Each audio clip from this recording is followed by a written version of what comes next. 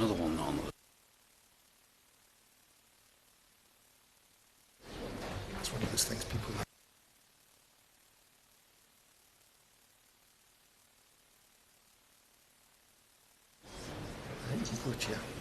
Order. Yuan Yang to move the motion. Thank you, Mr. Turner. It's a pleasure to serve under your chairship. I beg to move that the House has considered the financial sustainability and governance of English football. We've gathered here today because clubs across the country face unsustainable finances and poor governance. And that's why we have so many MPs representing their local clubs here today. We have a range of clubs from up and down the football pyramid and up and down the country, from Brighton to Basingstoke, from Bolton to Luton, from Wolves to Aylesbury. We've got MPs from various parties, and we've even got Reading fans in the same room as Oxford United fans, showing the unity and strength of feeling across Parliament that football must have a sustainable future. Now, before I go into the concerns we all share and the remedies we'd like to see, I'll give a brief history of how we got here. And since the Premier League was formed over 3 decades ago, over 50 clubs in the top 6 tiers of the English men's football pyramid have gone into administration. One of these clubs was Bury. After being sold for £1 in 2019, Bury went out of business and was expelled from the league. The following year, 2020, saw the demise of Macclesfield Town. And then that same year, Wigan Athletic went into administration. Then the following year, in 2021, while England's top 6 clubs briefly broke away to try to form a European league, Derby County slipped into administration. Now, these clubs and this chaos is just the tip of the iceberg. According to research by the NGO Fair Game, the majority of the top 92 clubs in the game are technically insolvent, meaning their liabilities exceed their assets. And this is a very precarious club for any business to be in. But football clubs are not just any business.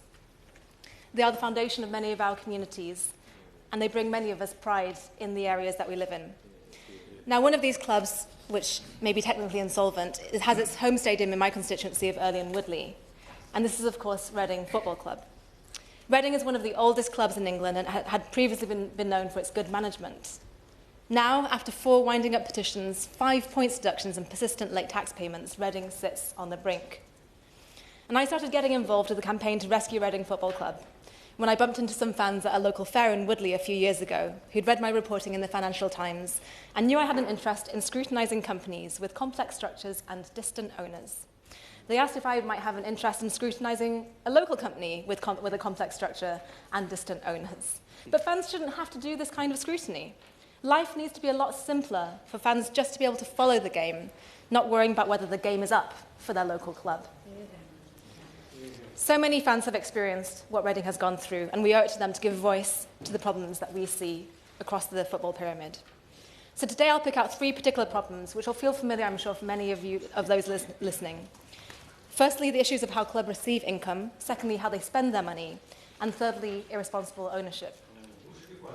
Yes, of course, I'll give way.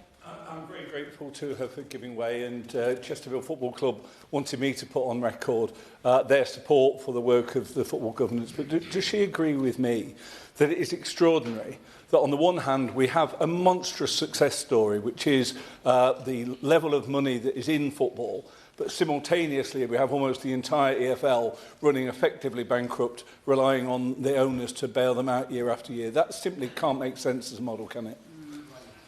So I very much agree with my honourable friend, who is an advocate for his local club, that too many clubs across the country are suffering from the unfair distribution through the football pyramid. And that's, in fact, the first issue that I'm going to describe, the problem of the money going in. Now, the last 4 decades have seen, of course, a complete transformation in English football. And this has been characterised by a widening gap between the clubs at the very top and the rest of the football pyramid. And ticket sales over that time have, of course, become less important as a source of revenue, and instead the biggest source of revenues has become the multi-billion-pound broadcast deals agreed by the Premier League. And we all celebrate the success of the Premier League's deal-making, generating the most revenue out of the big 5 European leagues. And this deal-making is notable for many reasons, not just the large amount of money involved. The 20 Premier League clubs get together to sell a deal collectively. However, economists and competition lawyers have raised concerns about the impact this collective selling has on fans and on smaller clubs, and have argued that collective selling is only justified when there's a public benefit. Yet most clubs don't currently benefit from these broadcast revenues. The vast majority of those revenues stay in the Premier League. And as a result, the gap between the top and the rest grows wider every season. As an example, in this season, Premier League clubs and their 4 recently relegated clubs held on to 94% of the league's broadcast revenues. That means the remainder of the 68 clubs in the EFL received just 6%. Compare that to the German Bundesliga, which ensures an 80-20 split between the top 2 divisions. And meanwhile, the Union of European Football Associations, more well known as UEFA, allocates 75% to the Champions League and 25% to the 2 competitions below it. And those are the ratios that those different leagues have chosen because they find that creates a sustainable pyramid for them. And the EFL have long sought a similar distribution ratio with the Premier League. We want all clubs to work together to protect the pyramid as a whole, because without its base, the top of the game would crumble. And as we all know, the pyramid serves as a platform for player development, for talent spotting. Reading's own Michael Elise broke through locally and then moved on to Crystal Palace, and I'm sure we can think of many such examples. The national popularity of the Premier League rests on our local strong football cultures, which are spread by clubs in their communities and the sports charities attached to them, working with people from age 6 to 60 plus.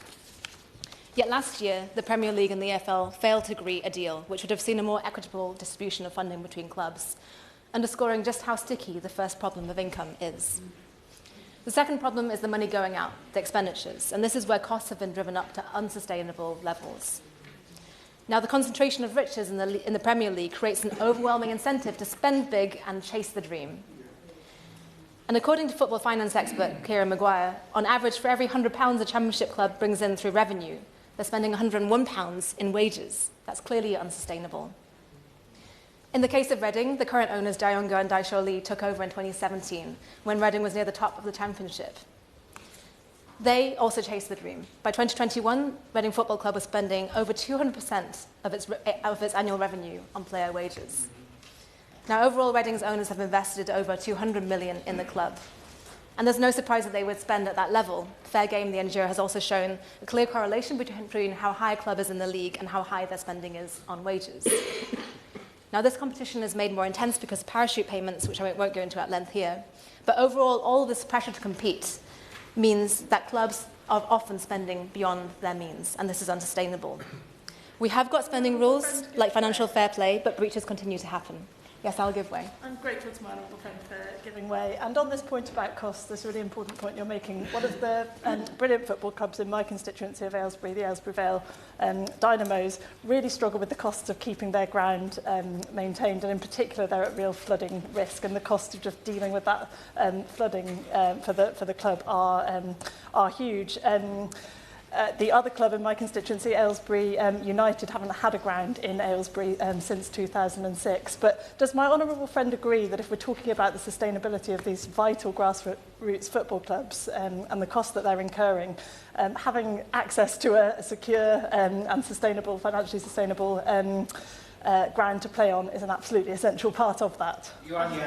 Absolutely, and I agree with my honourable friend who has a deep interest in her local clubs, that fans need to be able to see their clubs perform in their local area. And I know that many MPs who've come here today have concerns around the relocation of their grounds as well as the lack of appropriate grounds. And so I'll move on to my final issue, the problem of ownership. Now, the first 2 problems have shown how little incentive there is to be a well-run club which spends responsibly. And so most clubs are relying on a generous owner to stay afloat. And when the goodwill or cash flow of that owner starts to run dry, clubs often have nowhere else to turn to. And Reading fans can tell you the perils of this dependence. The current owners, the Dye siblings, put the club up for sale almost 2 years ago, but they have not been seen at the club in well over a year. And fans have mostly been kept in the dark. Now, credible bidders for the club have come in, some of whom I've had the fortune to speak to, with credible offers, and they've been turned down and dragged through lengthy negotiations. Bidders have faced difficulties in navigating the ownership structure of the club, in which the stadium, the training grounds and the club itself have been separated into different corporate entities, and in which club assets have been used as collateral for other loans. Yes, I will. Very grateful to my honourable friend for giving way. She's making an excellent speech, and I can forgive her for being from Reading. At least she's not from Swindon. Now, Oxford United, which I was very grateful that she mentioned, must be able to move out of the Kassam Stadium, for which they're charged unviable rent, despite lacking a 4th stand and many other problems. Does she agree with me that the club's exciting proposals for a new stadium in Kidlington must go forward, but also that future governance models need to stop previous owners from entrapping clubs in unviable and unsustainable stadia. Very much agree with my honourable friend that stadiums are also vital assets and community assets. Yeah. And I look forward one day, hopefully, to seeing Reading beating Oxford at the new Kidlington Stadium. Hear, hear. What the EFL has at present is the use of fines, and the owners of Reading have been fined on numerous occasions for failing to fund their monthly wage bill, but this hasn't changed behaviour. And so the most frustrating thing for Reading fans, as it is, I'm sure, for Portsmouth, Leeds, Bury and Charlton fans before them, is a feeling that this whole chaos could have been avoided altogether if the EFL had had sufficient powers to implement a more robust owners test when the current owners, the Dye siblings, first took over. Yes, I will give way.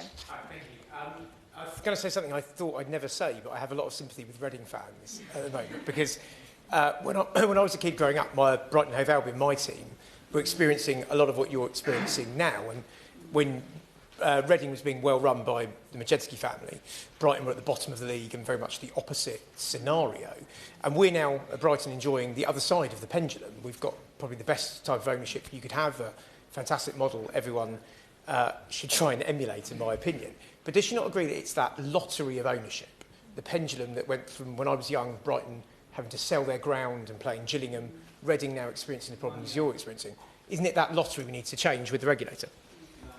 That is absolutely the case, and the Honourable Member highlights the history of his club in Brighton, and in the moments in the 80s and 90s when that future was unclear, it's really down to the owners, and too much, unfortunately, is just down to, as the member mentioned, the lottery of ownership. Now, Brighton and Hove are now a positive story of a well-managed club, and I think that we can have many positive stories across the country. I think we can have a positive story and a positive outcome for Reading as well.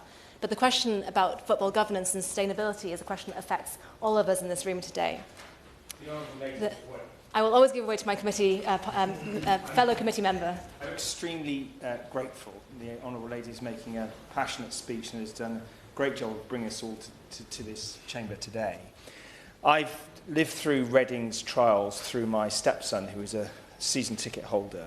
And obviously my first love is for the Whites in Salisbury. But does she not recognise some of the real fundamental challenges of disturbing a market which contains one of our greatest national assets, which is the Premier League club? I feel myself quite torn and anxious about the scope creep of any regulatory intervention, though I do accept that the core of what she's saying has a lot of merit. Thank you. I do always appreciate my fellow Treasury Committee members' comments on the correct regulation of markets. I would argue, however, in this case, that firstly, football clubs are not simply a commodity, and football competition is not simply a market. However, if we were to accept that view and say that let's, for the sake of argument, treat the competitions as a market, I would argue that we have severe market failure. We have severe market failure when over 50 clubs have gone into administration in the last 4 decades. And the externalities of that market failure are borne too much by the fans sitting in the room with us today. I will be, yes. Congratulate the Honourable Member for securing the debate. On the issue of competition, we don't have competition right now. In the Premier League right now, the 3 promoted clubs are almost certainly likely to go back down to the Championship. The disparity on money and funding means we're losing what is the best part of English football, competition. If we really want competition, then we've got to make the money go down the pyramid fairer. I agree with the Honourable Member that parachute payments do skew the financial incentives in the game. I also agree that we don't have the full competition that would allow clubs really to play their best game, and that's all what we and what fans would like to see. So why does all of this matter? I think it's about the community at the end of the day. Some might say it's only a game. But for many of my constituents, the importance of our football club stretches beyond the game and into the community. Reading Football Club's Community Trust is run by volunteers, it supports young people, it promotes social inclusion and participation in sport. And indeed, in many of our most deprived communities across the country, it's the local club that sets a model for aspiration. And constituents always tell me how important Reading FC is to them and how important that's been to their families going back generations. And just the other day, I received an email from a 5th-generation Reading fan.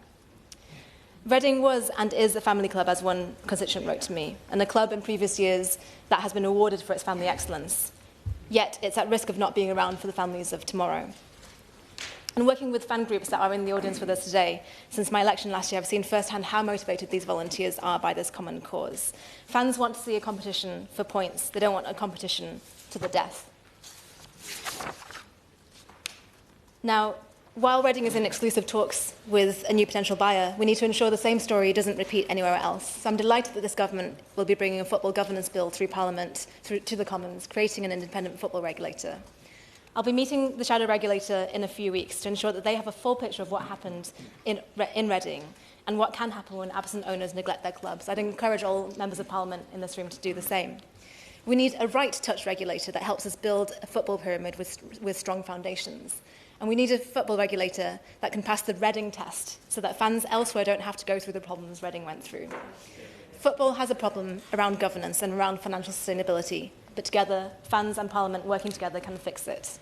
So I'm glad the House has considered this motion today, and I beg to move this motion. Yeah.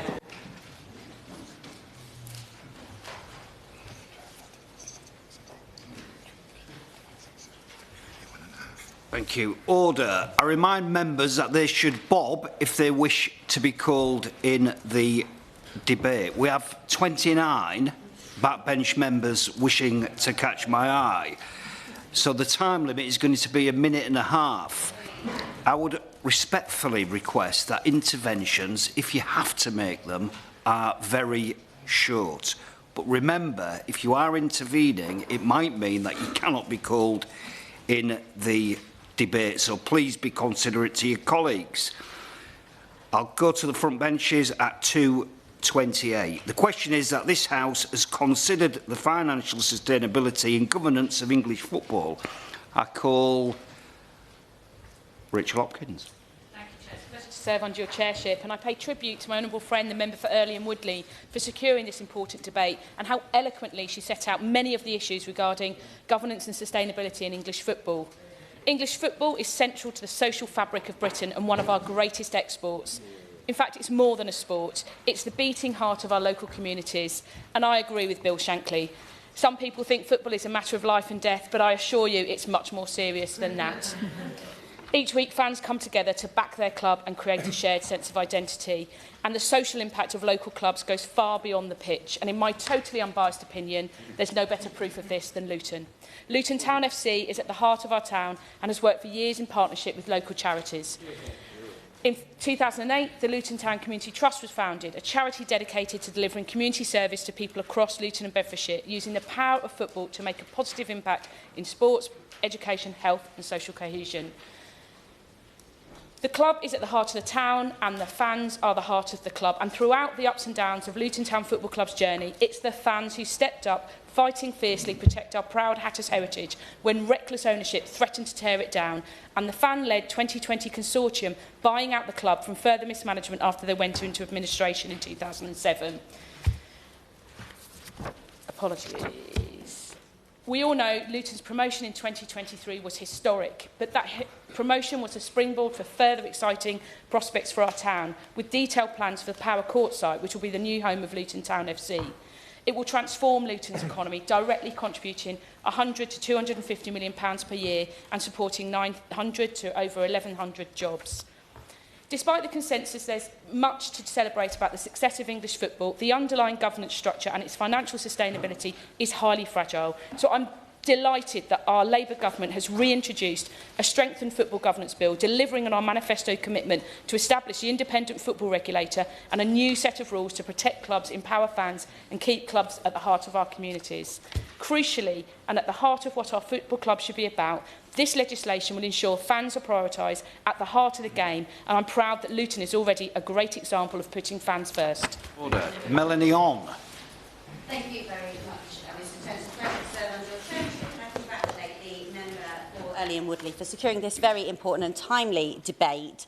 For places like Great Grimsby and Cleethorpes, football is more than just a game. It's the beating heart of our town, a source of identity, pride and belonging. GTFC is an institution formed in 1878 in the Wellington Arms on Freeman Street, with Blundell Park built in 1899, and we still have one of those original stands in operation. Through the GT Foundation, the Grimsby Town Foundation, The club has generated over £4 million in social value, supporting education, mental health and opportunities for young people. And for too long, clubs up and down the country, the football pyramid has meant that it's faced uncertainty through bad ownership, financial mismanagement and unfair distribution of wealth, and it's left many on the brink. So I really welcome the Football Governance Bill's intent to address these long-standing issues. Introducing an independent regulator to protect clubs ensures financial sustainability and puts the focus back on the heart of decision-making. I must take a moment to commend David Artell and his team for their fantastic recent form, 7 games, unbeaten and pushing for the playoffs. This is about ensuring our clubs and our community assets are protected for future generations. So I'll end with saying, up the Mariners. Olivia Bailey. Thank you. It's a pleasure to serve under your chairship, and I congratulate my honourable friend for securing this important debate, and I'd like to echo her remarks about the betrayal of Reading FC by its owners and the importance of the club to families across Reading and Berkshire. While the home of the Royals now sits in my honourable friend's constituency, for over 100 years of Reading FC's long and proud history, it was at Elm Park, just outside the boundary of Reading West and Mid-Berkshire, with a large open terrace at the western edge of the ground called the Tilehurst End, named after Tilehurst in my constituency. And the passion and loyalty shown by supporters of the club in my constituency is illustrated by the long queues of fans on a match day waiting to catch the bus to the stadium. Mr Turner, the only rivals Reading FC players and fans should be battling against are our friends in Oxford and Swindon. But unfortunately, the club has had to battle against the very person who should be its greatest supporter, its owner. And I won't repeat what my honourable friend has so clearly explained about the situation, but I will say she's a wonderful champion for Reading FC, along with my colleagues here. And I also want to thank the supporters groups Star and Sell Before We Die, who have been tireless campaigners, alongside all of the loyal fans who have stood alongside their club. None of this had to happen, Chair. All of this could have been prevented, yes, by Di Younger acting in the interests of his club, but also by proper regulation of the football industry and proper protection for clubs like Reading. And that's why I echo my colleagues' call for a comprehensive inquiry, and it's also why I am so supportive of this government's Football Governance Bill, establishing an independent football regulator. James Wilde. Thank you very much, and I congratulate the honourable member and declare my interest as a Norwich City fan and a Kings Lynn Town supporter. The Premier League is the most viewed league in the world. It supports 90,000 jobs across the country. The Football League is also very popular, so football is a success. And I want to focus on the governance proposals, and particularly the football bill. The key objectives around financial sustainability, preventing breakaway competitions, protecting heritage, are ones that all fans would sign up to. But my concerns are about the over-regulation, the overreach that is possible. And I welcome the amendments that have now been tabled in the other place to introduce a growth duty into the bill, which the government had previously resisted. But of course it is the provisions around revenues that attract the most attention. Let's be clear what the proposal is for the government to take the power to mandate how to divide the proceeds of football. Currently there's a voluntary distribution of the revenues through the football pyramid, and that's essential to the health of the game. But what we're seeing is the impact of these proposals. The EFL is refusing to negotiate with the Premier League and has said it's waiting for these powers for the backstop to come into force. And the government's made the proposals even worse by including parachute payments, a complete mistake for clubs like Norwich. They needed the parachute payments and the certainty of that to be able to invest so that they can compete in the league and so that we can have a competitive league that generates the income. And it's also the case that the 3-Up National League campaign won't be engaged with by the EFL because they're waiting for the backstop before they can make a view on whether to get one more promotion from the National League. Toby Perkins. Thank you very much indeed, Mr Turner. As I said in my brief intervention, I've been contacted by Chesterfield Football Club, who are very keen for their support of this legislation to be known. And I'd like to start by expressing the sadness that everyone in Chesterfield feels at the news that the club's owner, Phil Kirk, has announced just recently that he has an inoperable cancer and is receiving end-of-life care. He is the absolute epitome of a great owner, and he's absolutely transformed Chesterfield's fortunes. But Chesterfield has also had the opposite. We've had Darren Brown, who took the club almost into insolvency at the same time that he himself was going to jail. And so we know that there have been so many owners that have let clubs down. But also there's been lots of owners who actually have done everything they could, but simply weren't wealthy enough to operate in a business model in which the further on you get, the better you do until you reach the Premier League. Every step of the way, you actually end up getting greater losses. So you lose more money when you get promoted from League One to the Championship than if you hadn't done it. So you actually have this perverse incentive where the financial success of the company gets worse the better you do until you reach the promised land of the Premier League. This all needs changing. It is madness. We've got a very wealthy game, a slightly better distribution will still allow the Premier League to be the golden goose, but it will support the pyramid also. Order. Luke Evans. Wherever you go in the world, whichever bar you walk into, the one thing you can guarantee is you will see a Premier League game being played. That is the strength of the export that the United Kingdom has and the stranglehold we have on football across the world. Any other country would want to knock us off and topple us from that position. So we must be very, very careful when we look to regulate in this space. That doesn't mean I don't have sympathy for just down the road from me is Coventry City, who've had a turbulent time, to say the least, in their dealings from Premier League and now their rebuild. But I'm going to concentrate my last few remarks on one area that I think is really important. If there's a sentence for a criminal that is passed and they go to a parole board, there is a mechanism where the government can ask the parole board to have another look. I think that would work really well in this situation. We need to have an independent regulator to satisfy FIFA and UEFA. But we also need to have the ability for Parliament to be able to hold people to account. And if you're looking for an example, we only have to look when last year FA Cup replays were taken away. The public were upset. The clubs were upset. But the decision was taken. I argue a parole board mechanism put in this place would allow the government to say to the regulator, have another look. If they still decide to do it, that's fantastic, but at least we've had our say. Third. Thank you, Chair. It's a pleasure to see you in your position. And can I congratulate my honourable friend for securing this debate.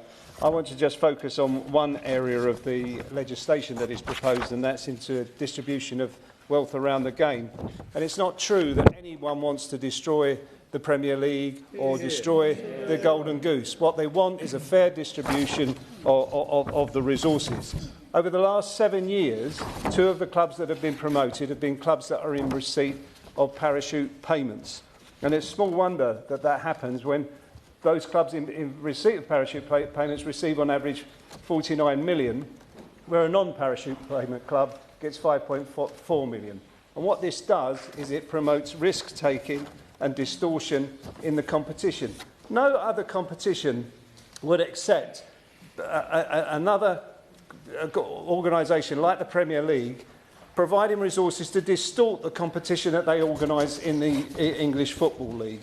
And that's why we need a regulator, and we've got to stop that risk-taking. And one final point that this legislation must also deal with is the separation of clubs from their assets. Charlton Athletic, my local side, has the previous owner now owns the ground and the training ground, and we've got to find a mechanism that could bring those back together to the clubs. Thank you. Rupert Law. Thank you, Mr. Chairman. As is seemingly my usual opening line in many of these debates, I am one of the very few people elected in this place who have any actual experience of the industry that we're here to discuss. As a former Premier League football chairman, I can honestly say that the Premier League works. Britain doesn't have many success stories left, but our domestic football is one of them. My message to all of you is, leave it alone. I mean this as a genuine question. Do any of you understand the consequences of what you are looking to do? Regulating these industries does not work. London as a financial centre has withered and died on the vine since the Financial Services and Markets Act of 2000. Why would football be any different? The Premier League projects unrivalled soft power, rakes in a fortune for HMRC and is actually good fun, usually offering competitive football, despite Southampton's woeful record this season. What's the government's plan? First proposed by the Conservatives, of course, regulate, suffocate, strangulate. Who wants this to happen the most? La Liga, Serie A, the Bundesliga, even the Saudis. A regulator will deter foreign investment and add bureaucracy to an already heavily governed industry. It's ludicrous and does nothing to protect lower league clubs. It should be revoked. But let's encourage and campaign, not regulate. The private sector built this success without regulation. My overriding message to all of you is leave football alone. Andy MacDonald. Thank you, Mr. Turner. Pleasure seeing the Chair and congratulating on securing the debate. Football's more than just a sport in this country. It's a cornerstone of local pride and community identity, and I say that as a proud Borough fan and also now a fan of Thornaby FC.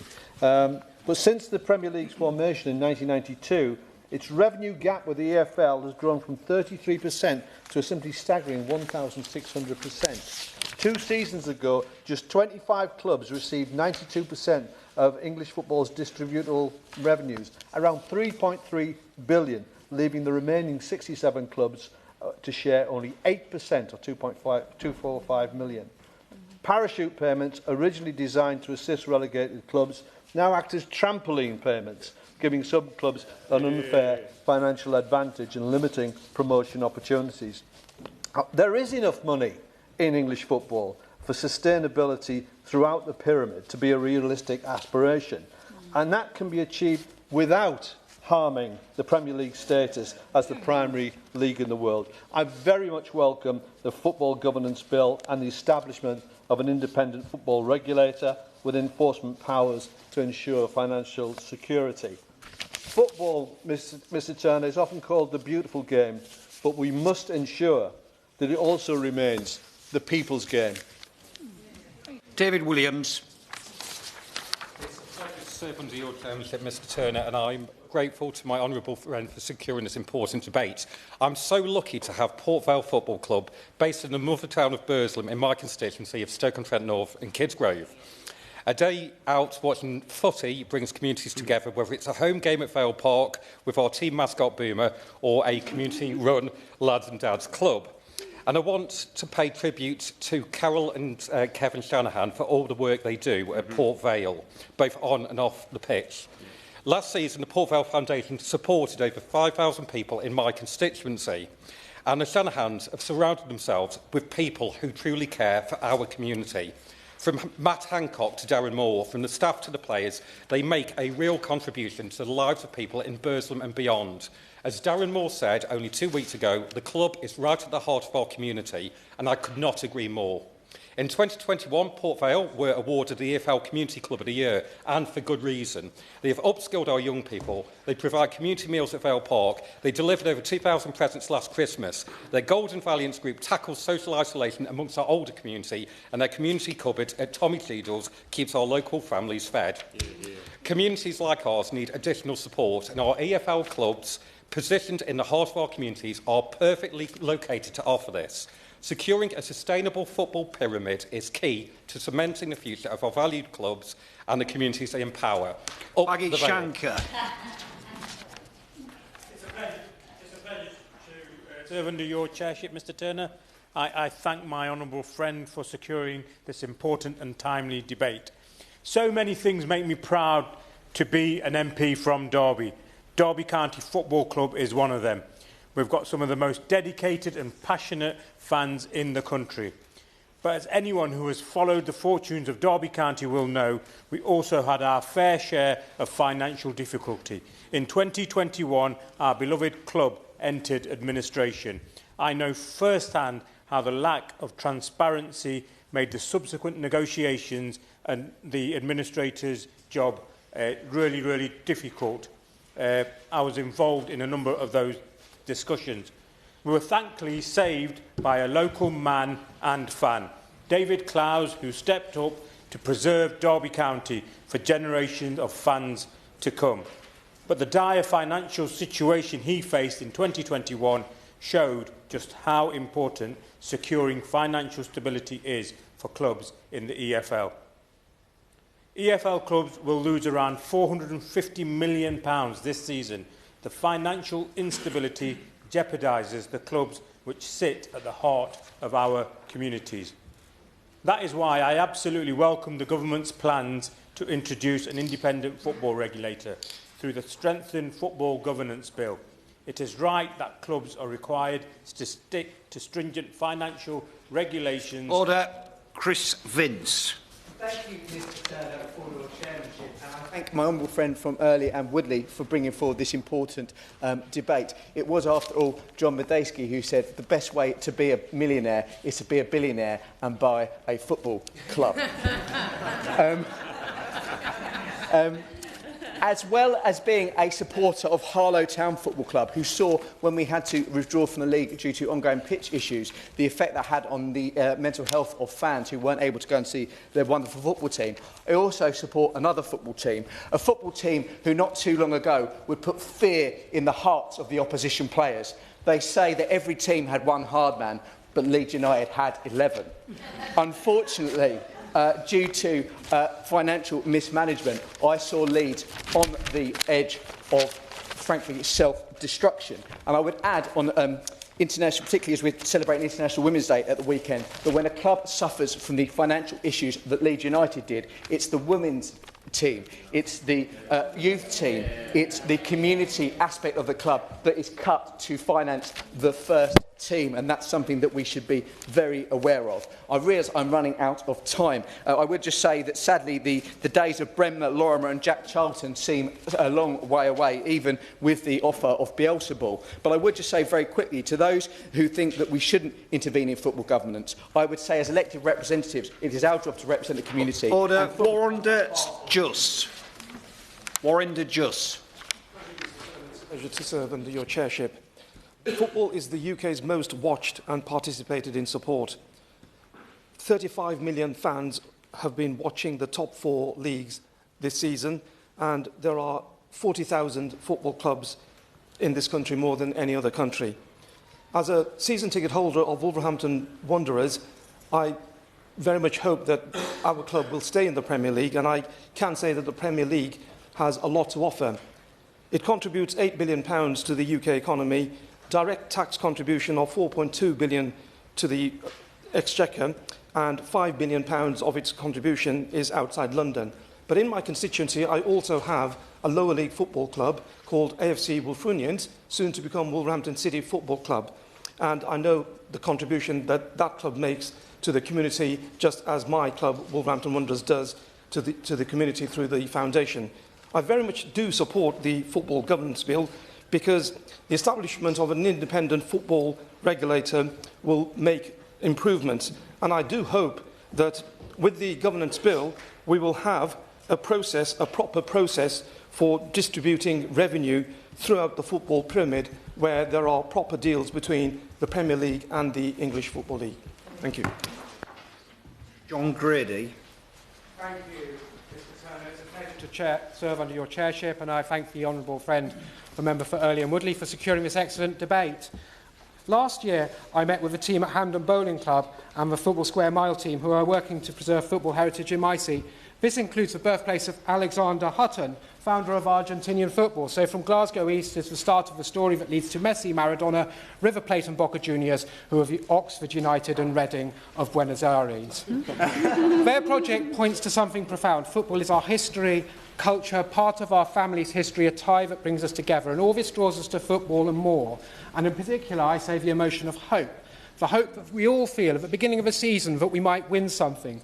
The hope in the bleak midwinter that your team can win a derby, not in my team's case Newcastle, or win a cup game. We lose this at our peril. And I wonder if football has lost sight of this. As an example, in my lifetime, Rangers and Aberdeen and Celtic have won the European Cup, Winners' Cup and the European Cup. Dundee United remain unbeaten against Barcelona. We heard mention of Leeds, we could also mention Forest and so on. Could this happen now, Mr Turner? Not at all. The chance of success is concentrated on a small number of clubs. Many fans say they have less interest in football as a result, and this poses a profound challenge to our game. As Sir Bobby Robson said, football is about the noise, the passion, the feeling of belonging, the pride in your city. I'm obliged, Mr Chair. Lizzie Collins. Thank you, Mr Turner. It's a pleasure to serve here today under your chairship. In Morecambe, the shrimps are an integral part of our community. They bring together people from all backgrounds, shared in our love of the shrimps. The Morecambe FC Community Foundation runs a range of programmes supporting education, health, social inclusion and sports participation. I'm not the only parent from Morecambe who's had a child come back chattering about the professional footballers who came to help out that day. Of course I will give way. I'm grateful to my honourable friend for giving way, not least because our respective teams are currently propping up the bottom of League Two. But you mentioned there the important community work that the Shrimps do. I think that's vital. We're very fortunate in Carlisle United, not just in having very generous owners who invested huge amounts of money over the last 18 months, but nevertheless, even I can see that that community work is best guaranteed with a fairer distribution. I thank my honourable friend for her intervention and I wholeheartedly agree. In Morecambe, the football club's a community hub that we cannot afford to lose. We have the Shrimps Trust, who are a democratic and representative voice for the fans, and the board of Morecambe FC really want us to thrive and survive and are doing everything they can to make it happen. They are passionate about our success. Now, the Shrimps have been under a lot of pressure in recent years due to a combination of ownership issues, financial instability and the threat of relegation. My honourable friends have laid out very coherently the challenges in financial flow, ownership and governance, so I won't go through them again. But I will say that in my first speech in Parliament, I reiterated my promise to the Shrimps to deliver an independent football regulator, to deliver a stronger owners and directors test, to have better fan representation and much better measures on financial sustainability. I only hope, Mr Turner, that it doesn't come too late for Morecambe FC. Luke Murphy. Thank you, Chair. Too long, the governance and financial model of our game has left clubs vulnerable to mismanagement, unscrupulous ownership and ultimately financial ruin. I am fantastically proud of my local club, Basingstoke Town FC, but it is one such example with its much-loved Camrose ground. For over 70 years, the Camrose was the heart of our town's club, a vital community hub where generations of fans came together to support their team. But the covenant on the ground that should have guaranteed a sports facility for the town for another 3 decades at least was and continues to be blatantly and disgracefully disregarded. In 2016, the then chairman of the club sold the freehold of the Camrose to a company that he owned. Following years of underinvestment in the stadium, he eventually evicted the club, the newly formed community club, from the Camrose in April 2019. That stadium now stands in ruins. A once iconic stadium that brought pride and opportunities to our town has been reduced to a distant memory. In that time, it is the fans of the club, including those that are in the gallery today, that have fought the injustice that went on and that continue to power the club now. Jack Miller, the chairman, and all the volunteers that keep the club going. But one thing I did want to ask the Minister, Basingstoke Town is a non-league club, and those clubs also need protection. So could I ask the Minister to put on record what the government plans to do? Order. Matt Rodder. Thank you, Mr Chairman. It's a pleasure to serve on your chairship. And now I commend and thank my honourable friend Lee and Early for bringing forward this very, very important debate, and thank other colleagues for taking part today, including even the Right Honourable Member for Oxford East, if I may. But most of all, could I thank the fans, both Reading fans and fans of other clubs who've come here today, for their incredible patience and tolerance at this very difficult time. Mr Turner, I wholeheartedly support the Football Governance Bill, and I want to just reiterate, in the brief time that's available to me, the importance of this bill based on what has happened locally to Reading. Quite simply, Reading is in a simply terrible position because of poor ownership, and as we've heard earlier, quite eloquently put forward by my colleague and other colleagues, this is due to mismanagement by owners. In the case of Reading, it's the club's relegation from the Championship, which had been in for a number of years, previously before the Premiership. The relegation from the Championship was due to the owner, not because of anything that happened on the pitch, but because the owner had not paid wages on time, and they were taken to court by HMRC a number of times. That led to points deductions and it led to the relegation. That is an outrageous position for any club to be in. It simply shouldn't happen. And there does need to be a much better test of what makes for a fit and proper owner. And I look forward to that coming forward in the bill. I wholeheartedly support the bill. And I would just finally finish by urging Mr Dai Yong to speed up the sale of Reading to a new owner who will invest in our wonderful club and take it forward. Thank you, Mr Turner. Phil Brickell. Thank you, Mr Turner, and it's a pleasure to serve under your chairship. Bolton Wanderers has been based in my constituency for over 25 years, and it's no exaggeration to say that the stadium in Horwich, once known as the Reebok, now the Tough Sheet Community Stadium, is the most important building in our borough. Bolton has long been a community club with international recognition, and that's why it's not uncommon to see former Olympic sprinter Usain Bolt enjoying dinner in West Horton with one-time Wanderers player and long-time friend Ricardo Gardner. But in 2018, our historic club nearly went out of business. Bolton Wanderers entered 2019 subject to winding up petitions by HMRC, players weren't paid, and the club could not fulfil fixtures.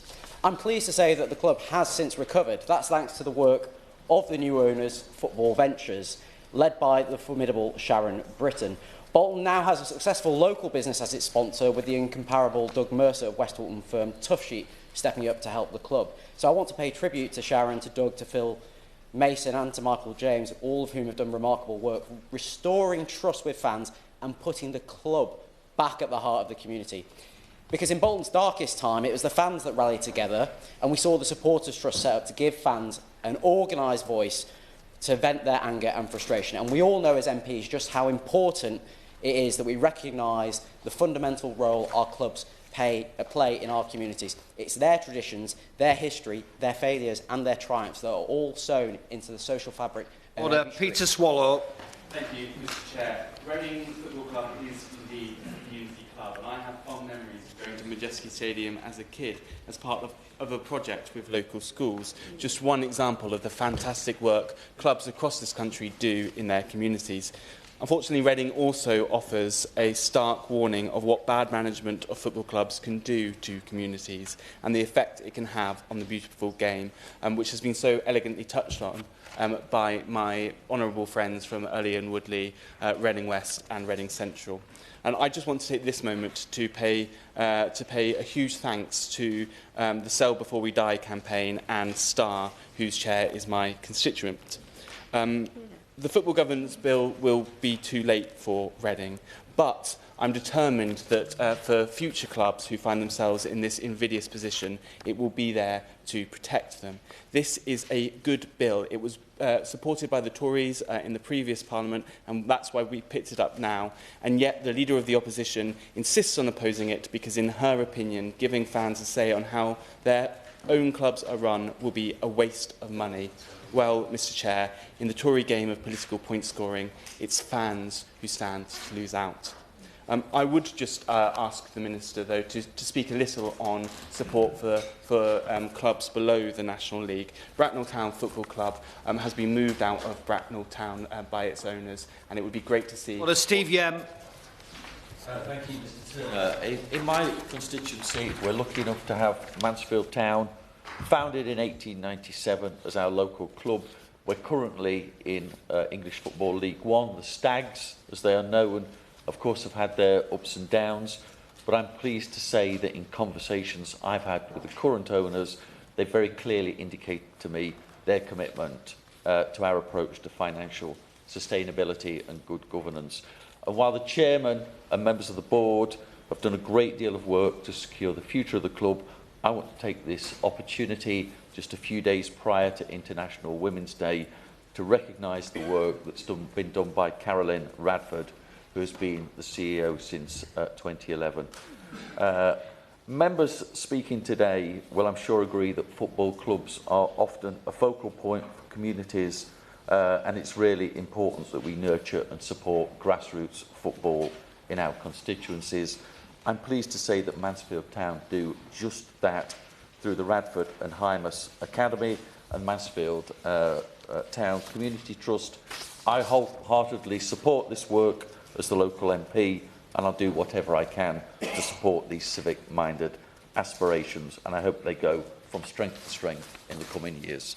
Ewan Steinbank. Thank you, Mr Turner. It's a pleasure to serve on your chairmanship. I congratulate the member for Early and Woodley for securing this debate. Of course, this is a debate on English football governance, but for the benefit of Hansard, I'll put on my record the undebatable fact that Scottish football is the best in the world, both in terms of having the highest per capita live attendance of matches and the existence of Falkirk FC.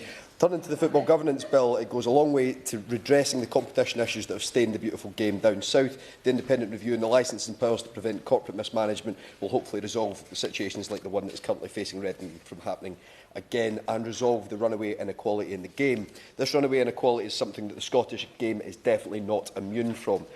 Not from failure in corporate governance and financial mismanagement that stems from that common inequality, over-reliance on single owners, and uniquely the lack of diversification in sources of income in Scotland. More recently, we have seen anti-competitive decisions like the SPFL banning artificial surfaces only from the top flight in Scotland in 2024. Artificial surfaces are far more common in Scotland, and this ban will force clubs like Falkirk, Hamilton or Livy, who are currently in the Championship, to fork out £1.5 million extra for simply getting promoted. Preventing community use, providing barriers for women's teams and shared ground arrangements. On the matter of artificial surfaces, the SPFL must think again. Thank you, Mr Turner. Chairmanship. Football in England is not just a sport, it's a way of life. It binds communities together, gives local communities pride and provides opportunities both on and off the pitch, not least for my amazing nephews and my niece. In my own constituency, Westminster-super-Mare AFC, the Seagulls to the fans is more than just a football club. It is a social hub, a youth development centre, a lifeline for many. The club charity Seagulls in the community, led by trustees Andrew Kynaston, Bridget Bolland and Ollie Bliss, lead a wide range of projects which directly impact the lives of people in the town. This includes a youth club, disability football team, dementia cafe, veterans breakfast, just to name a few initiatives. They also opened the doors to the Fuchsia Cancer Support Group after their previous venue closed.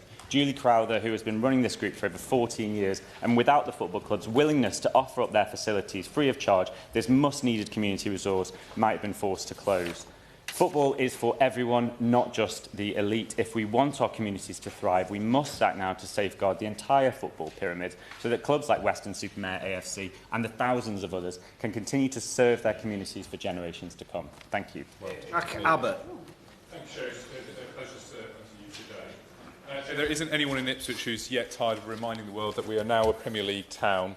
And as I like to remind my colleagues in Essex and Norfolk in particular, we're the only Premier League town in the east of England too. Now, one of the biggest issues that gets raised with me on the doorstep is the regeneration of our town. And having a financially secure, sustainable football club goes a long way to advancing that agenda. The economic benefits to our town, thousands of people travelling in to our town centre, filling up the pubs, the restaurants, the shops. It's been estimated the Premier League status has brought a huge £200 million to our town this season alone. But more to that speaks our civic pride and our sense of community that's been brought to our town under the leadership of Mark Ashton off the field and Kieran McKenna on the field. But it hasn't always been so. We too have seen our fair share of dark days and what poor leadership does when they rip out their sense of community, the links to businesses, academy players, etc. And we've heard many of them today. Coventry, Portsmouth, Derby, Wigan, Reading, the list can go on and on. So it's no exaggeration to say that when football clubs run into financial or other off-the-field issues, the impact is not just on the economy of a town, but it really has the potential to rip the heart and soul out of a place too. These clubs aren't just commodities, they are our community's crown jewels. So Labour's Football Governance Bill is a landmark moment in safeguarding a financially sustainable and well-governed football pyramid. If we get this right, the prizes on offer for towns like Ipswich and right across the country are immense. Chris Ward. Thank you, Mr Chairman. I briefly want to tell the story of my local club, Brighton and Hove Albion, because the story of Brighton is very much the story of the recent highs and lows of English football. In summary, I've been a Brighton fan for 30 years. The first 15 of those were pretty terrible. The second 15 have been fantastic. In that time, we've played in all 4 leagues. We were 1 game away from going out of the Football League. Now we've spent nearly a decade in the Premier League, and we've enjoyed European nights against the likes of Marseille and Ajax. And in the dark days, we experienced, as I said earlier, the very worst of ownership. Our ground was sold. We ended up playing in Gillingham or in a rented athletic stadium. But despite the gloom, we always had 2 things on our side. We had the strength of our fans, who stuck together through thick and thin, who raised money, went on marches, did everything we could to keep the club going. And secondly, we found a saviour in new ownership, a Brighton fan, a genius, everything you'd want in an owner in the shape of Tony Bloom. And because of those 2 things, we've gone, as I said earlier, from the pendulum of the lottery, rather, of the worst to the best of ownership.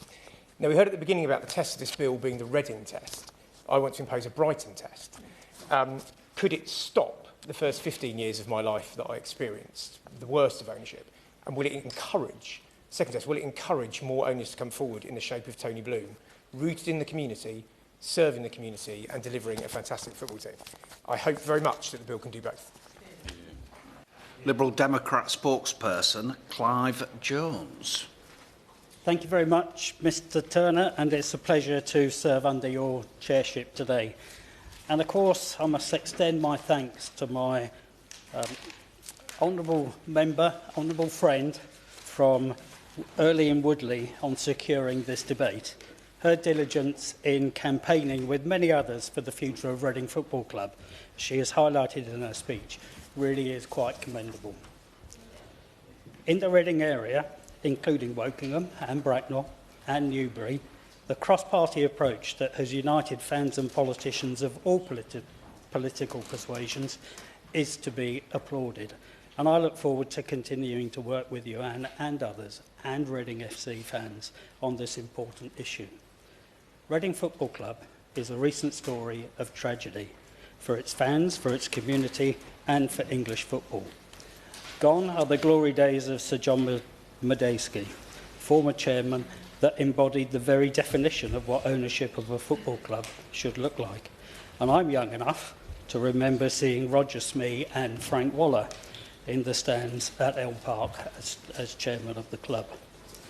Back then, Reading Football Club was an institution driven by its owners for the good of the club and for the fans, and a club that promoted close links to the community and with its fans. It built a great relationship with schools, and it was able to deliver premier football quality as well. This makes it only more so frustrating that Reading Football Club is now a stark contrast to what it was a decade ago, and synonymous with that, the very worst of football club ownership. Dai Young is not accessible to fans. Nobody knows where he is. He's attempted to asset strip the club and has been one of the clearest reasons as to why Reading Football Club is being held back from greater success. For example, alleged cash flow issues under his ownership have caused the late payment of wages, resulting in points deductions. People are just fed up with the way that the club is being run. Take example the saga over Bearwood Park, Reading Football Club's training ground in my constituency of Wokingham. This is a state-of-the-art facility that Dai Young attempted to sell in early 2024, with no consultation of fans in the decision. All he wanted to do was to get some cash in for his business, for himself. Sue Symes of Sell Before We Die contacted me on a Thursday evening to ask what a clause in the training grounds planning permission meant. I was at the time a local Wokingham Borough councillor. By lunchtime the following day, I had a clear answer from Wokingham Borough Council planners. The training ground development was approved several years before, provided it belonged to Reading Football Club. Dai Young wanted to sell the club, wanted to sell the training ground and further devalue the club. He wanted to sell it to Wickham. If the training ground was lost, the club was at a significant risk of no alternative sites to train its squad. I arranged for both Reading FC and Wickham to be reminded of the existence of this all-important clause, and within hours, Wickham pulled out of the deal.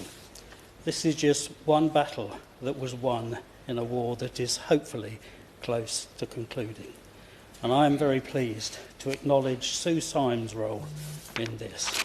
Sue can rightly be proud of making this happen and making sure that the sale of the club's training ground didn't happen, and that the club and the training ground and the stadium could all be sold as a viable concern.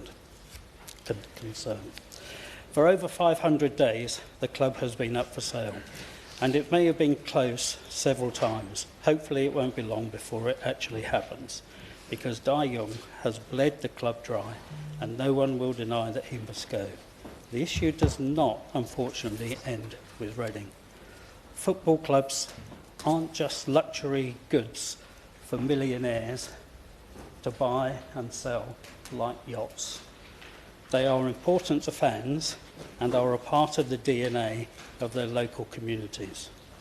It is therefore good to see successive governments taking forward important legislation to establish an independent football regulator. This will provide a vital bulwark that protects our national game. I seriously hope that the new regulator will consider the case of Reading FC and other teams like Bury and Macclesfield Town, and take the time to speak to fans to learn the lived lessons that have led to fans being faced with an agonising process to retain their club's assets and identity. Turning to football governance bill, which is currently making its way through the other place, I want to associate my support for the rules in the bill regarding the need for an assessment of owners and officers for their honesty and integrity. Importantly, the bill also includes provision to monitor and hold accountable owners during their time in office, rather than just before they made their purchase. This will hopefully prevent any future Dai Young from taking root in a football club. I do, however, hope that the bill will go further in asset protection beyond just stadiums. For example, it should be extended to other club-owned assets, particularly training grounds, alongside car parks, hotels and other land owned by the club. I would greatly appreciate if the Minister could answer a few questions on this matter. Will the independent football regulator, once set up, have any formal duty to engage with clubs that have faced hardships? What steps is the government taking to strengthen the protection of club assets? And could the Minister reflect on whether the new football governance bill in its current form would have prevented the takeover of Reading by Dai Young? In conclusion, football is not just any other sport. It is an integral part of the fabric of our cities, our towns and our villages. In England, in Scotland, in Wales and in Northern Ireland. That is what drives passion and desire amongst so many people. Quite simply, they just want the 5 tiers of professional football to function, because from their perspective, if football can't function, then how can society, as they see it, function? Finally, I want to pay tribute to all those fans who have tirelessly campaigned on this. Groups like Sell Before We Die, the Supporters Trust at Reading, and people like Sue Symes, Adam Jones and Ian Morton. They have all taken time from their personal lives to save a team that they care about so deeply and are a wonderful example to our community. Opposition spokesperson Louis French. Thank you, Mr Turner. It's a pleasure, as always, to serve under your chairmanship today. And I'd like to start my comments by thanking the Honourable Member for Earley and Woodley for securing this important debate. Football, as we all know, is more than just a game. It is a passion that unites millions across the country from all backgrounds and communities. In fact, it's woven into the very fabric of many communities, from grassroots clubs like Footscray Lions and Welling United in my own constituency of Old Bexley and Sidcup, to the Premier League giants and those seeking to rival them. Football and rugby were also key to my own development as a teenager. And whilst I don't get to play as often as I would like to anymore, sport taught me key life skills such as communication, teamwork, leadership, and the positivity that comes from healthy competition. So when I talk about football, this is personal to me. I want our beautiful game to be enjoyed for generations to come in the spirit of healthy competition. Football is nothing without its fans and the people that make football work throughout the year. And whilst there are many debates to be had in the months ahead about the independent regulator when the governance bill finally returns to the Commons, it is imperative that members from across this House do not lose sight of what a success story the evolution of English football is in both the men's and women's games. The Premier League, for example, is the most watched competition in the world, attracting the best players and managers and generating significant economic and cultural benefits to the United Kingdom. The EFL is also thriving too, with attendances in the Championship, League One and League Two surpassing many European peers. But with this immense popularity and influence of this great British success story comes a responsibility, both for clubs and the governing bodies, to ensure that the game remains viable, fair and open for future generations. In recent years, we have seen instances where clubs have found themselves in financial distress, or in the case of one of my local clubs, Charlton Athletic, owned by someone who clearly did not have the club's interests at heart. And whilst we must be realistic about the global economics of football and the fierce competition from rival leagues, now including the Saudi League, we cannot ignore the consequences on fans, on communities and on the wider football pyramid when clubs are run badly. And I have great sympathy for Reading, the club and some of the fans that are here today. I see many similarities with the challenges that Charlton have faced in recent years.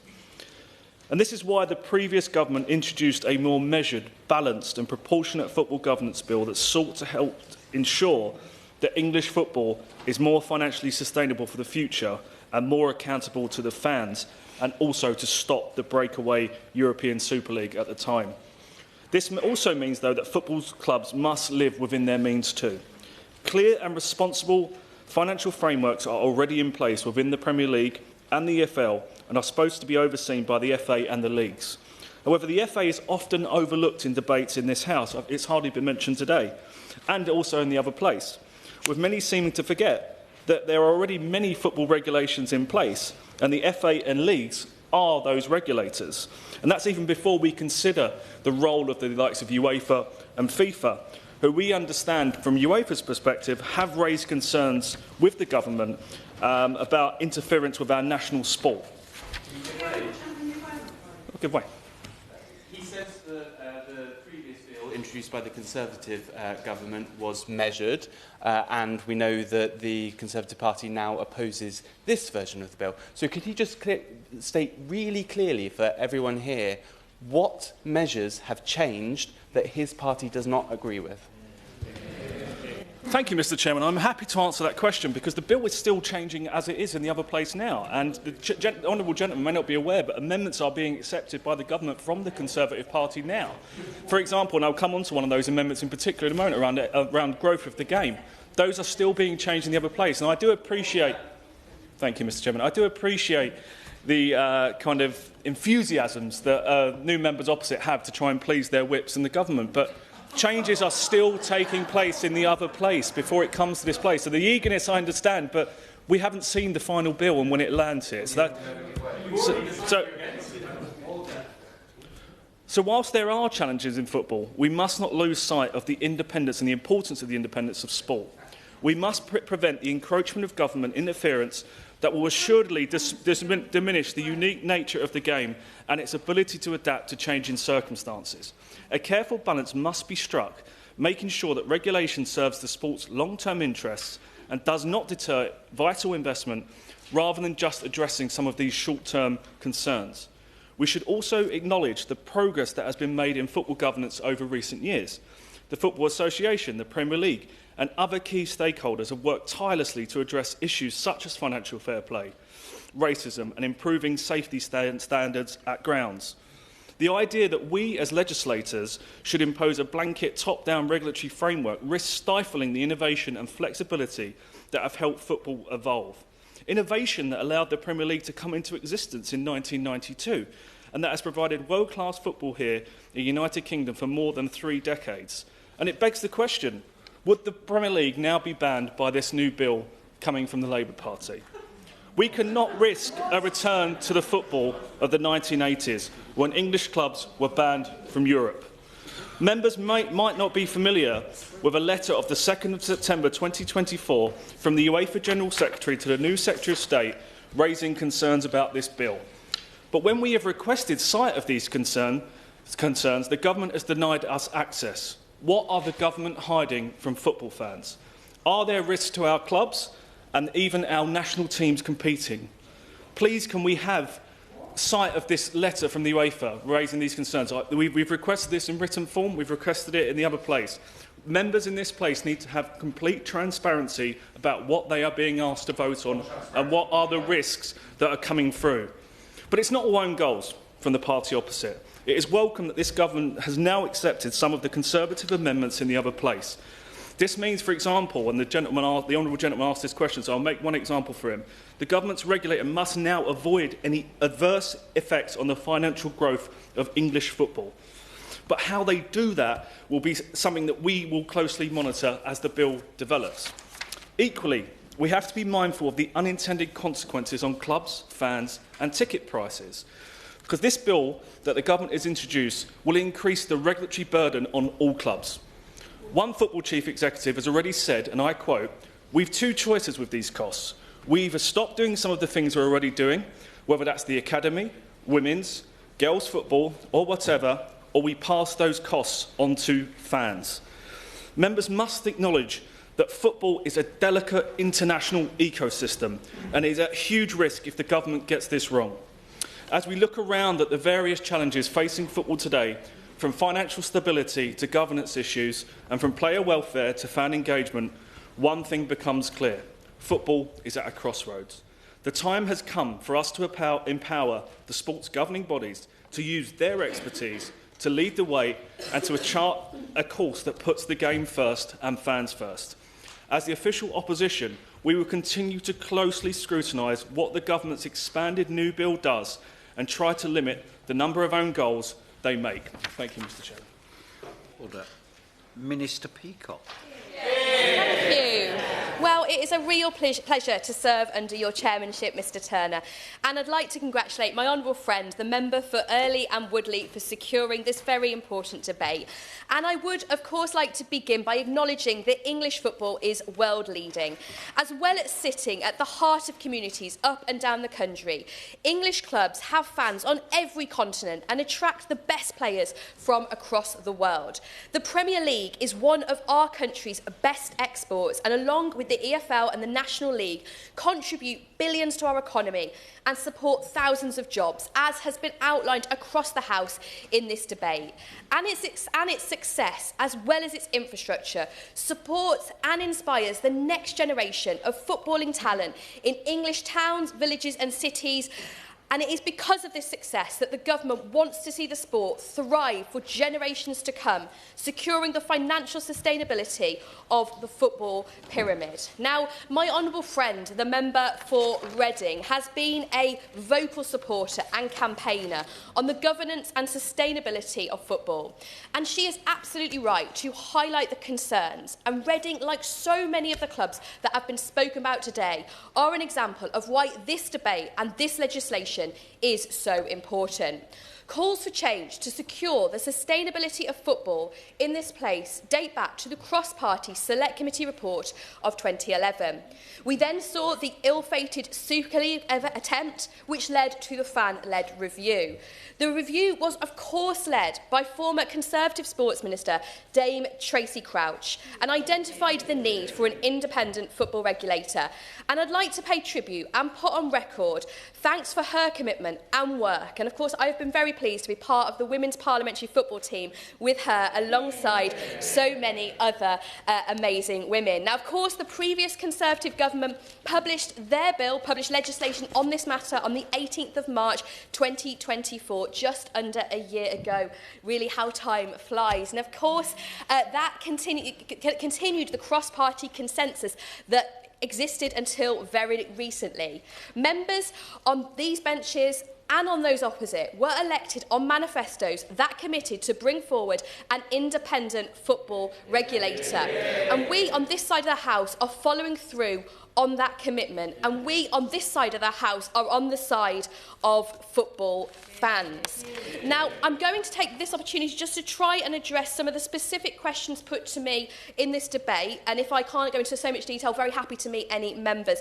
So the Honourable Member for Bosworth, who I know has taken a really great interest in this subject, he asked about a sort of second look. Well, of course, a new Government Lords Amendment will require the Secretary of State to review the whole regime after 5 years, but more specifically, if an owner is found unsuitable suitable by the regulator, they do have the right to request a review of that decision. This review will be taken by the board. There is also a right to the appeal to the Competition Appeal Tribunal. Yeah, I will give way, yeah.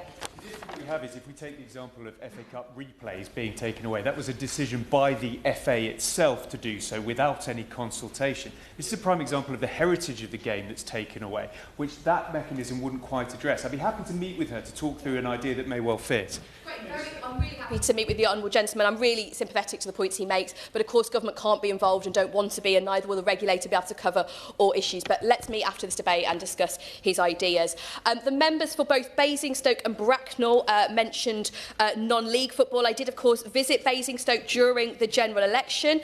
Non-league governance is for the FA, and I did set out this in the adjournment debate last week held by the member for Redditch, and I do appreciate all those challenges that have been outlined, as I've seen them firsthand in my own constituency. The Liberal Democrat spokesman posed a number of specific questions. I won't comment on individual cases, and I was pleased to meet him before Christmas. I will be addressing some of his points later in my speech. To take the opposition spokesperson's specific question on UEFA, I have met with them. We have a good relationship with them. They have not raised any issues. We do not publish private correspondence, just like his government didn't either. And growth is, of course, central to this government's aims. Now, as the... I will on that point, yep. It's very curious that we know this letter exists. It's been confirmed in the other place that it exists, but yet the government repeatedly refused to publish it, despite the potential impact that political interference into the governance of sport could have. Why won't she just ask UEFA for permission and publish the letter and give it to members? The Honourable Gentleman is an experienced member in this House, and I know he spoke in the second reading debate. His government, like this one, doesn't publish private correspondence, but I can absolutely assure the House I've met UEFA and they don't have any issues. Now, as the Member of Parliament for Barnsley South, I know how important a club is to the community. Barnsley FC is a huge part of my town, and the Community Trust does amazing work. But Barnsley Football Club narrowly avoided administration 20 years ago. Football clubs mean everything to local people, with family, friends and neighbours coming together to watch games win or lose. And in turn, football would be nothing without its fans. Members today have spoken so well about what clubs mean to their communities. Now, we have heard from so many. We've heard from Reading, Aylesbury United, Oxford United, Brighton and Hove, Luton Town, Grimsby Town, Norwich City, Chesterfield, Coventry City, Port Vale FC, Derby County FC, Morecambe FC, Carlisle United FC, Basingstoke Town, Bolton Wanderers, Bracknell Town, Mansfield Town and Weston-super-Mare. That really shows the strength of debate up and down this country and across this House. Now, despite bigger revenues than ever coming into the game, too many loyal fans have had their attention forced away from the pitch and into the troubles of malicious ownership, mishandled finances and ultimately the worry that their cherished clubs might be lost. Would the Honourable Member give way? I will give way, yes. Thank you. While the Tories and Reform might be happy to see rogue owners run roughshod over fans and players across the country, would the Minister agree with me that this Labour government will not allow fans to be taken for fools any longer? Well, the Honourable Gentleman is right. This side of the House is on the side of football fans, and that is why we have introduced the Football Governance Bill, to put fans back at the heart of the game. Thank you, Mr Turner. And given the intervention and the ongoing auditions for PPS roles on the other side of the bench, I must push the Minister here. What part of introducing a regulator and the measures that she is discussing today, at what point will that lower the ticket prices for football fans? The Honourable Gentleman, or should know, that that is a commercial decision. But we've made a change so that they will be consulted, fans will be consulted, and we think that is the right change. Because our Football Governance Bill will put fans back at the heart of the game. It will protect club heritage, it will take on rogue owners, and it will secure the financial sustainability of English football. I've been very generous with my time. I've taken one intervention from the Honourable Gentleman. I'm going to make some more progress. Too many clubs have faced the precipice, with more than 60 instances of administrations since 1992. This is simply unacceptable. And that is why I want to turn to the detail of the legislation in the short time that I have got left. Now, the bill introduces a new regulator for the game, intended to cover the top 5 levels of the men's game. There will be strengthened tests for owners and directors. It will make clubs more financially resilient, and it will put fans back at the heart of their clubs. This is designed to be a light touch regulator. At a very basic level, you need to do three things: be an appropriate owner, have a sensible business plan, and proper engagement with your fans on key issues. So to take them in turn, on appropriate owners, so that club custodians are suitable, protecting fans from irresponsible owners. A sensible business plan. Clubs will need clear financial plans with detail on risk management and resource plans for owners, and proper engagement with fans on key issues, setting a minimum standard for fan engagement, ensuring protections on changes to club crests, home kit and club names, and giving fans a voice in the day-to-day running of their club. Now, clubs will need a licence to play. They will not be able to join closed shop breakaway leagues or move ground without proper consultation. A football-led solution is always the preferred outcome to financial distribution. And as Dame Tracy Crouch quite rightly said, and I paraphrase, she said it in the Bill Committee previously, distributions are an issue for football, but a backstop power should be there to intervene if no solution is found. And so if a football-led solution is not reached, the regulator will be ready, if asked, to step up as a last resort to facilitate a solution. And the State of the Game report will underpin this. It will inform its work through a broad review of the financial health and economic issues in football at any given time. Now, as I have stated more than once, this is very similar legislation to the previous iteration of the bill, but we have made some moderate changes. Fans will have a greater voice and be consulted on changes to ticket prices. We have brought more clarity and certainty to the backstop so that all issues relevant to redistribution can be considered, and by removing a provision on following government foreign policy, making it a more independent regime. So, as I said at the beginning of my speech, this is a historic piece of legislation which has been developed over several years, including by the previous government, who then recognised the need to regulate. Because indeed, in their manifesto, they said, we will introduce laws to ensure our fans never again face the threat of clubs in England joining a breakaway closed-shop competitions and giving them more of a voice through an independent football regulator. I won't, I'm concluding. Taken together, I believe this bill will protect and promote the sustainability of English football in the interest of fans and the local communities they serve. Given the urgent issues that I and honourable members have highlighted today, we are determined to make sure that the regulator is up and running as soon as possible. And I thank honourable members for contributing. I think the huge debate has shown how much this House wants to see this regulator introduced. Thank you. Yuan Yang to wind up. Thank you, Chair. I thank all the honourable members who've spoken and intervened today, and I thank the Minister for her response and her reassurance that she and this government will continue to take seriously the very real and pressing need for better football governance in this country. I'm glad that she mentions the amendments and the additions made by this government, particularly concerning fan consultation, because I think we can all agree that it's because of our fans who it represent that mean that we are here today in this chamber. So I'll start by speaking about the social value of clubs and the community value that they bring to us, which many members brought up today. And it's very rare to find in any walk of life a club that can span both youth clubs to elderly people's clubs and do work across a whole spectrum of ages and different backgrounds, as pointed out by the member for Westminster-Super-Mare. And the member for Great Grimsby and Cleethorpes also described how much of a presence that her local club has in her town, while the member for Stoke-on-Trent North described whose local club Port Vale was awarded for its community value, also described the value of community cohesion that a football club that is a focal point for the community can bring. Now, I know the member from Morecambe and Lunsdale has worked at length with her local club, the Shrimps, and has described how clubs can bring people together. And I also recognise that Morecambe Football Club faces severe urgency in terms of needing an independent regulator. And it's that urgency that means that I was quite disappointed, actually, to hear the Right Honourable Member, the Shadow Minister opposite, when he described the history of this bill, then sidestepped that history and then seemed to oppose the current bill. And I note that he didn't respond to my honourable friend from Bracknell's question about why he had changed his mind. For many clubs across the country, as pointed out by the member for Derby North, the member for Middlesbrough and Thornby East, and the member for Harlow, we need regulation sooner rather than later, and any day that we wait means another day that the staff of Reading Football Club forego their wages and fans forego the certainty of knowing what's going to happen in the future. And so I will refer to my neighbouring Member of Parliament, the Member of Parliament for Wokingham's remarks when he described this as a cross-party issue. I'd urge the members opposite to maintain the cross-party consensus that was built over the last Parliament, where we all identified the need for independent football regulation.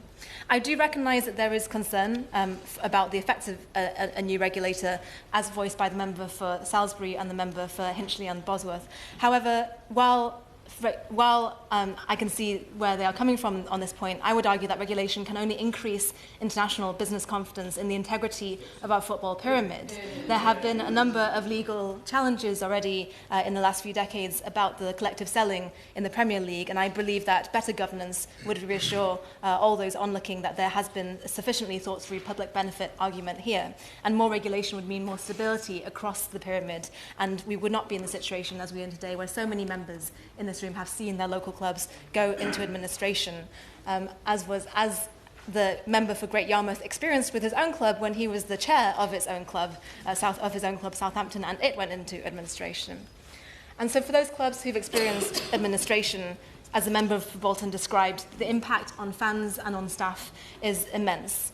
And the member from Luton South also described how fans can rescue a club from an administration, but yet so few manage to go down that route and emerge successfully.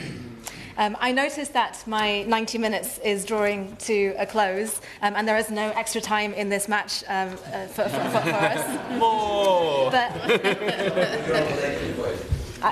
no. Interventions are not taken in wind-ups. Thank you. The referee is very clear. I will not give